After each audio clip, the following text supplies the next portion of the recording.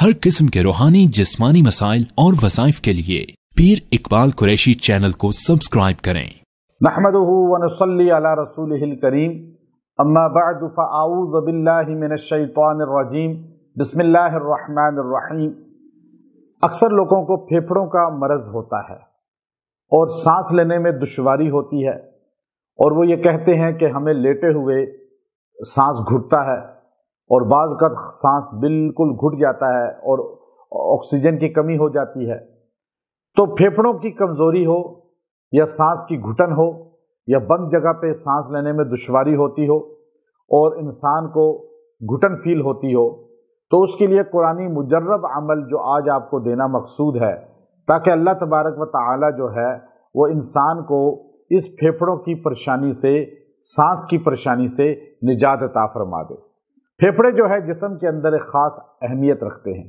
हम लोग एक्सरसाइज नहीं करते, वर्जिश नहीं करते, वॉक नहीं करते, तो फेफड़े जो है उनके अंदर डस्ट भी आ जाती है और साथ ही उनके अंदर जो है रेशा आ जाता है, तो उनकी रफ्तार स्लो हो जाती है।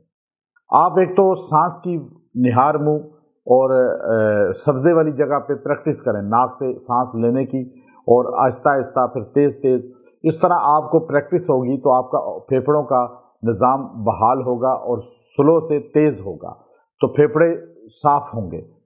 दूसरी चीज़ ये है कि आप नीम गर्म पानी पे सुबह निहार मुँह, नीम गर्म पानी में आपने जो है लीमू डालकर उस पर आपने सूरतुल ज़ुहा को 7 बार दम करना है और उस पानी को पीना है।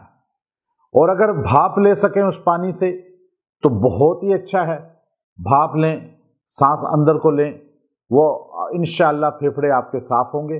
ये पानी पीने से आपके फेफड़ों से हर किस्म के जरासीम, फासिद मादा वो निकल जाएगा और अल्लाह तबारक व तआला आपके फेफड़ों को शफाफ कर देंगे और आपको सांस लेना सहल हो जाएगा, आसान हो जाएगा।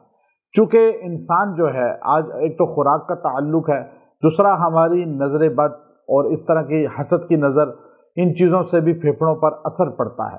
और जब कोई हसद से, बुग़्ज़ से, नफ़रत की निगाह से देखता है तो उसका असर भी फेफड़ों पर, मैदे पर और दिमाग पर पड़ता है। तो इसलिए आप ये लाजमी करें कि निहार मुँह ये दम वाला पानी, नीम गर्म लेमन पानी लाजमी पिएं, और अगर आप उसमें कर सकें, भाप ले सकें उस पानी की, तो आपके लिए बहुत ही मुफीद होगा।